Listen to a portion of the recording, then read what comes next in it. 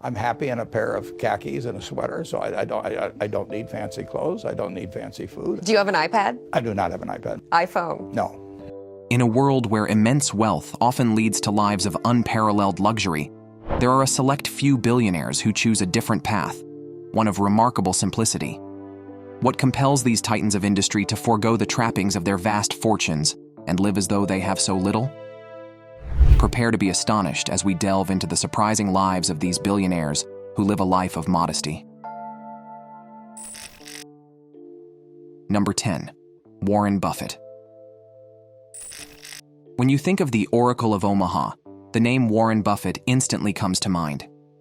As one of the world's richest individuals, his wealth is estimated at a staggering $120 billion.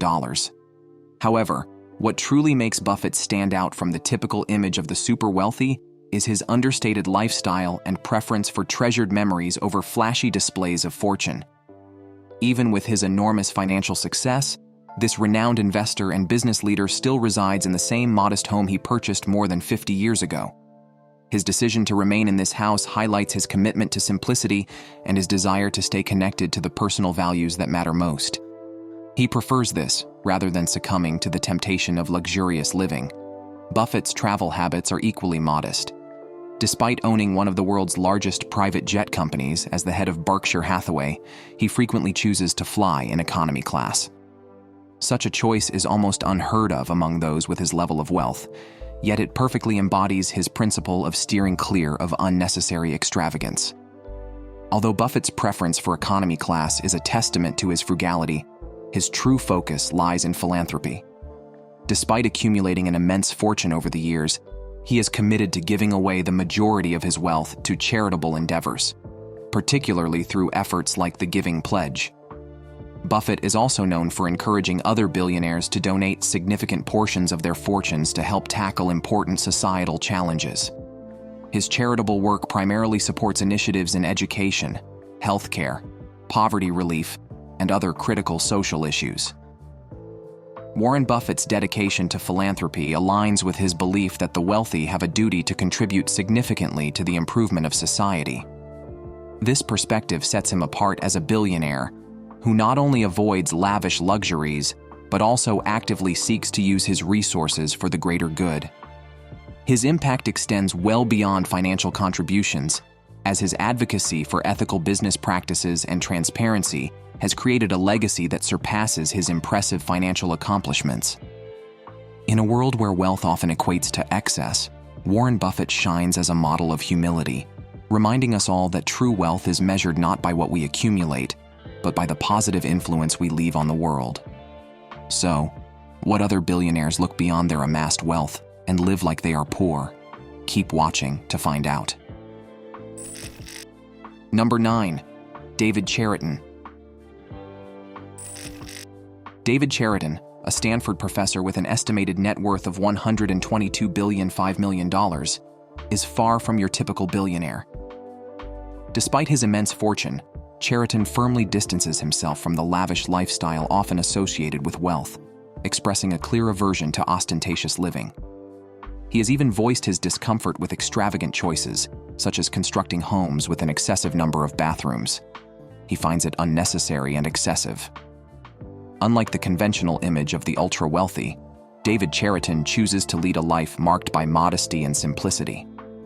A striking example of this is his decision to cut his own hair, a task many in his financial bracket would delegate to a professional stylist. This personal approach to grooming is Cherian's way of distancing himself from the opulence often expected of billionaires. Cherian's preference for simplicity is further reflected in his living arrangements, as he has resided in the same house since 1981. His long-term attachment to his home highlights his preference for stability and his lack of interest in constantly upgrading to more extravagant properties, a common trend among the wealthy. This connection to his residence underscores Cherian's belief in the importance of familiarity and substance over luxury. Additionally, in a world where luxury cars are often seen as status symbols, Cherian stands out by driving a 1986 Volkswagen. This choice, decades old but still reliable, exemplifies his deliberate rejection of the flashy, ever-changing vehicles typically associated with wealth. His decision to stick with a modest car aligns with his broader philosophy of avoiding unnecessary extravagance. However, when it comes to using his wealth for the greater good, Cherian is anything but reserved. His philanthropic efforts are a testament to his commitment to giving back to society. Cherian made a significant donation of $25 million to the Computer Science School at the University of Waterloo, which led to the institution being renamed the David R. Cherian School of Computer Science. He also contributed $2 million to the University of British Columbia to support the Carl Wieman Science Education Initiative. More recently, Cherian donated $7.5 million to establish a new academic chair in computing and to develop a course focused on computational thinking. These generous contributions highlight his dedication to advancing education and supporting institutions that foster knowledge, rather than indulging in excessive displays of wealth. What a life of impact David Cherian lives. The next billionaire is known for his extreme frugality. Who could he be? Let's find out. Number 8. Azim Premji. Azim Premji, often referred to as the Indian Bill Gates, is popularly known for his frugal lifestyle. Premji takes living modestly to another level, to the extent that he closely monitors the usage of toilet paper in his company's facilities. This has earned him a reputation for being exceptionally thrifty. Imagine being recognized as the boss who keeps an eye on even the most mundane details of employee habits. However, with a net worth exceeding $11 billion, perhaps such eccentricity is his prerogative. Premji earned the nickname Indian Bill Gates due to his success in transforming a small family business that produced vegetable oil into the tech giant Wipro Limited. Much like Gates, Premji demonstrated exceptional leadership in the tech industry, even manufacturing computers akin to international business machines. Yet, despite his immense wealth, Premji's life is characterized by humility, setting him apart from other billionaires. Beyond his scrutiny of toilet paper, Premji is also known for insisting that workers turn off lights when leaving for the day, showcasing his meticulous approach to avoiding waste. This behavior is typical for a billionaire who values every penny, even when it comes to a few hours of electricity. His frugality extends beyond the workplace to his personal life as well. Despite having the means to purchase any luxury car, Premji drove an old Ford for years until it finally broke down. When it was time to replace it, he chose a Toyota Corolla, hardly a symbol of luxury. After nearly 10 years, when the Corolla needed replacing, Premji still opted for a modest upgrade. Instead of buying a new vehicle, he purchased an old Mercedes E-Class from one of his employees, staying true to his commitment to a frugal lifestyle. Which other billionaire is committed to a frugal lifestyle just like Premji? Keep watching to know more. Number 7. Theo and Karl Albrecht. Aldi is often seen as Europe's version of Walmart, with founders Theo and Karl Albrecht amassing a net worth of over $38 billion. Coming from humble beginnings with a shopkeeper mother and a miner father, the Albrecht brothers' early experiences shaped both their retail empire and personal lives, even into their later years. However, it wasn't just these early lessons that defined them. Theo Albrecht faced a terrifying ordeal when he was kidnapped and held for 17 days. During this time, Karl negotiated a ransom of $2 million. Fortunately, the kidnappers were caught, though only half of the ransom was recovered. Surprisingly, Karl treated the payment as a business expense, highlighting the brothers' pragmatic approach to even the most personal crises. After this incident, the Albrechts chose to live in extreme seclusion. Karl's home, far from ostentatious, was a simple A-frame house with 4 levels, a small terrace, and a satellite dish on the roof. His modesty extended to his mode of transportation as he continued driving a Volkswagen from the 1980s. Theo, on the other hand, became deeply paranoid after his kidnapping, opting to drive to work in an armored vehicle, always varying his route to ensure his safety. The brothers avoided the spotlight to such an extent that interviews and photos of them are rare. Theo, who was slightly more well-known, had unusual habits like using pencil stubs, and wearing cheap, ill-fitting suits, preferring practicality over designer clothing. His frugality even extended to his meals, often choosing simple dishes based around potatoes. Theo's focus on saving money was exemplified during the planning of a new store in the Netherlands. While he appreciated the design, he criticized the use of thick paper for the plans, bluntly suggesting thinner paper to save money. Their personal dedication to simplicity mirrored the operations of Aldi. Known for its no-frills approach, Aldi's business model is centered on efficiency and cost-effectiveness. The brothers' early experiences profoundly influenced Aldi's success, allowing the company to offer quality products at low prices, avoiding the extravagance typically associated with billionaires. What are your thoughts on Theo and Carl's approach to business and life? Let us know in the comment section below. Number 6. Guang Yu. Next up is Guang Yu, a name that once symbolized immense wealth in China, yet his life is filled with contradictions.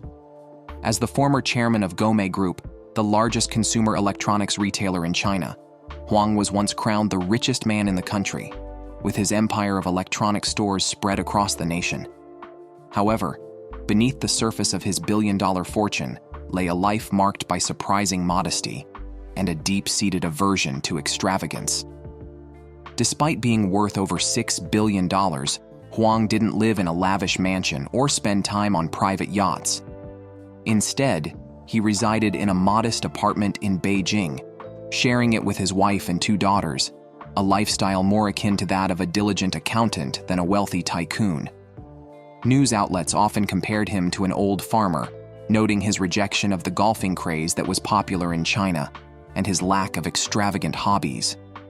Huang's frugality was rooted in more than just personal preference. His childhood, spent working in rice fields and picking up scrap to survive, ingrained a deep sense of thrift in him. He eventually dropped out of school, further shaping his cautious approach to wealth. In a country where the relationship with wealth is complex and the communist ideology remains strong, Huang's humility served a strategic purpose. In China, flaunting wealth can be risky, as the public often views the wealthy with suspicion. They brand them as crooks or parasites involved in tax evasion and unethical business practices. However, in 2010, Guang Yu was arrested for manipulating the stock market. As a result, he was sentenced to 14 years in prison. Despite being behind bars, he still wielded significant influence. One notable example was how he managed to increase his stake in Gome to consolidate his control in the company to 55.3%. Just as Huang's release approached in 2020, Gome, which had been struggling, saw an unexpected revival thanks to coincidental cash infusions. This signaled his continued influence in the business world. Our next billionaire who lives like his poor says his choice is based on influence from his religious beliefs. Who is he and what beliefs could this be? Stay tuned as we unveil these details. Number 5. David Green. David Green, the founder and chief executive officer of Hobby Lobby, is not only a successful businessman, but also a devout evangelical Christian. He has dedicated his life and wealth to his faith. Starting his business journey in 1970 with a modest loan of $600 to create picture frames in his garage, Green has grown his net worth to $14,600,000. His entry into the business world began with the production and sale of miniature picture frames in partnership with Larry Pico under the name Greco Products.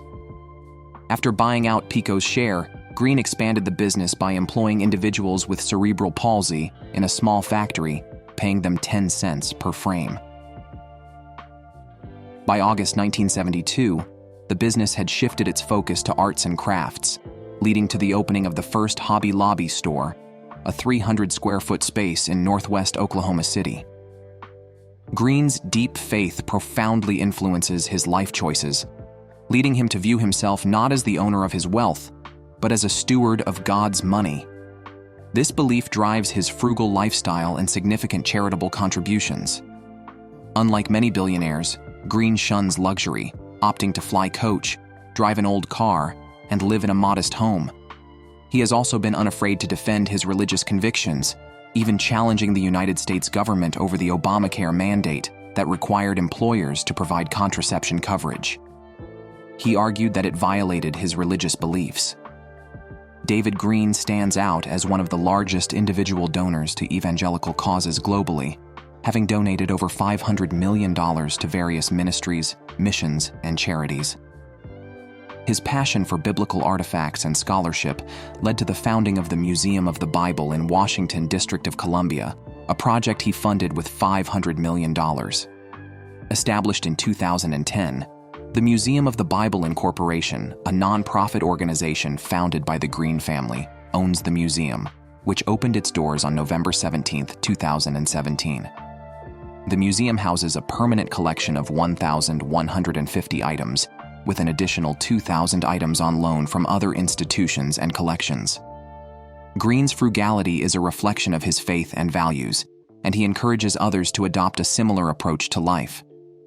Despite his immense wealth, he lives like an ordinary person, using his fortune to further his vision and purpose. David Green is a successful entrepreneur, a devout Christian, and a generous philanthropist who embodies the principles he holds dear. This next billionaire sees life from a different perspective, choosing practicality over luxury. Number 4. Carlos Slim Helú. Carlos Slim Helú, a global business magnate, has built a vast empire spanning multiple industries, all rooted in his Mexico City origins. Once crowned the richest person in the world from 2010 to 2013 by Forbes, Slim inherited his family's legacy and expanded it into the Grupo Carso conglomerate. This business giant operates in telecommunications, mining, construction, real estate, and finance. Among his most notable enterprises is Telmex, an internet service provider that dominates the telecom market in Mexico, controlling 80% of landlines and 90% of telephone services. He also owns Grupo Sanborns, a retail powerhouse running department stores, restaurants, and cafes across Mexico. Slim's influence is not confined to Mexico. His business ventures extend internationally, with investments in companies like América Móvil, the 7th largest mobile network operator globally, as well as Saks Fifth Avenue and the New York Times, where he holds the position of the largest single shareholder. These international investments have solidified his reputation as a visionary and influential leader. Despite an estimated net worth of $101.6 billion, Slim lives a humble and simple life. Much like Warren Buffett, he maintains a frugal lifestyle, eschewing luxury for practicality. He does not live in a lavish home and avoids using computers for his work. He prefers to keep his financial data in handwritten notebooks.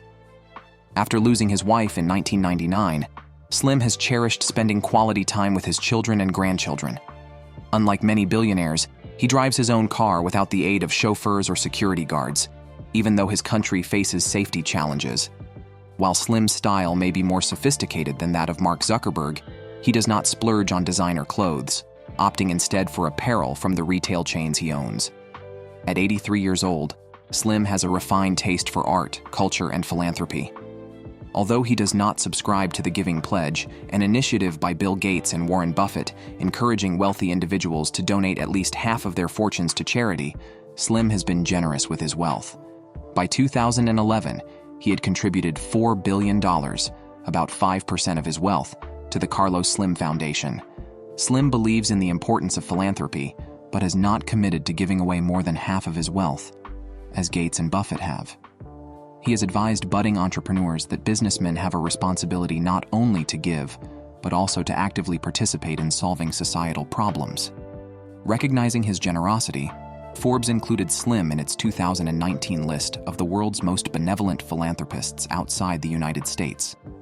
In Mexico, Slim has established several philanthropic foundations. One of these, Fundación Telmex, hosts Copa Telmex, a sports tournament for amateurs that was recognized by Guinness World Records in 2007 and 2008. It was recognized as the world's largest tournament of its kind in terms of participants. This next billionaire refused to go all out even for his wedding. Why? Let's find out. Number 3. Terry Gou. Terry Gou, a Taiwanese billionaire entrepreneur and politician, is the founder, former chairman, and former chief executive officer of Foxconn. Foxconn has been instrumental in the global technology industry, earning its reputation as the world's largest contract manufacturer of electronics. As for the founder of this successful company, Terry Gou has consistently shown a friendly disposition toward mainland business interests throughout his political and business journey. This has earned him the title of an old friend of the Chinese leader, with international media drawing parallels between his business background and his identity as a political outsider. They liken him to former United States President Donald Trump. In addition to his business and political ventures, Terry Gou is also a billionaire who fully embraces a frugal lifestyle. For example, before marrying his second wife, Gou committed to donating 90% of his wealth to charitable causes. This extraordinary act of generosity was met with admiration, and Gou's wife reportedly signed the agreement without hesitation. However, the aftermath of their wedding in Taipei sparked some disappointment, particularly regarding Gou's relatively modest expenditure on the event. Given Gou's immense wealth, estimated at about $7.1 billion, many expected a grand celebration.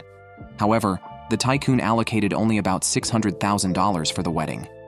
This figure drew contrasting reactions, especially when compared with the extravagant wedding of Gou's former girlfriend, who coincidentally married the same weekend.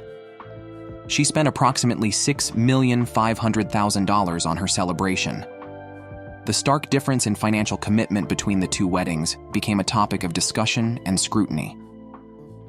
An editorial in the Taipei Times expressed disappointment in Gou's perceived cheapness. While acknowledging his significant philanthropic pledge, the editorial lamented that Gou's actions following the wedding did not align with the expected level of grandeur.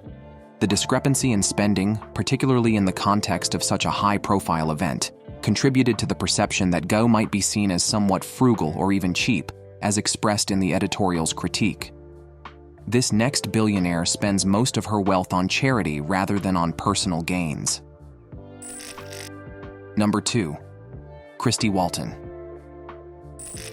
Christy Walton, the widow of John Thomas Walton, one of the sons of Walmart's founder Sam Walton, inherited a significant stake in the retail giant. This was after her husband's tragic plane crash in 2005.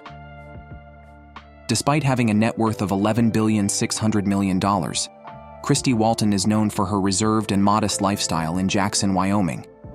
She seldom gives interviews or makes public appearances, and is a dedicated Christian who supports numerous religious and educational causes.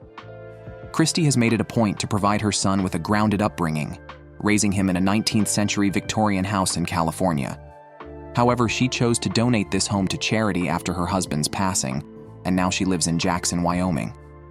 One of her notable contributions includes backing the Lincoln Project, an anti-Trump super PAC that produced advertisements for the 2020 election.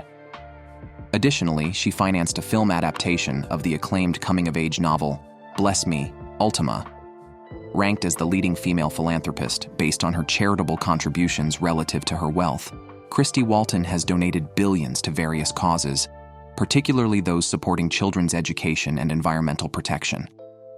Her family's charitable organization, the Walton Family Charitable Support Foundation, also benefits from her contributions. This foundation focuses on education and aids institutions, such as the Sam Walton College of Business at the University of Arkansas and other colleges and community trusts. In 2007, the foundation donated approximately $1.6 billion. Christy is actively engaged with several nonprofit organizations, including the Philanthropy Roundtable, and supports institutions like the San Diego Natural History Museum, where she is a board member, and the San Diego Zoological Society and the Mingei International Museum. So, which billionaire tops this list as the one who lives like they are poor, irrespective of their wealth? Stay tuned to find out. Number 1. David Tepper. Not everyone with substantial wealth embraces a lavish lifestyle. Take David Tepper, for example. Despite his $20 billion fortune, Tepper keeps a low profile. He owns 2 sports teams, the Carolina Panthers, which he purchased for a record-breaking $2.3 billion, and Charlotte Football Club, which cost him $325 million. Even with his significant wealth, Tepper chose not to upgrade his home after becoming a billionaire. He still lives in a 2-story house he bought with his wife back in 1990, located in a typical New Jersey suburb. His 3 children attended public school instead of expensive private institutions, reflecting Tepper's frugal mindset. Unlike many wealthy individuals who own multiple vacation homes, Tepper stuck with his New Jersey residence and did not buy a vacation property. This reluctance to spend extravagantly may stem from his early experiences with investments. When he first ventured into the investment world, his father provided him with stakes in 2 companies in Pennsylvania, both of which eventually went bankrupt. These failures likely taught Tepper the importance of financial prudence. When asked about his confidence, Tepper explained that he was never afraid to return to his roots in Pittsburgh and work in the steel mills, showcasing his grounded approach to wealth. And that's it on billionaires who live like they are poor. These billionaires remind us of the saying that money talks but wealth whispers. So, what do you think of these billionaires who love to live like they are poor? Are their approaches to life worthy of emulation? Will you do the same when you get there? Share your thoughts in the comment section below. Thank you for watching this video. Please do well to like, subscribe, and share. See you in the next one.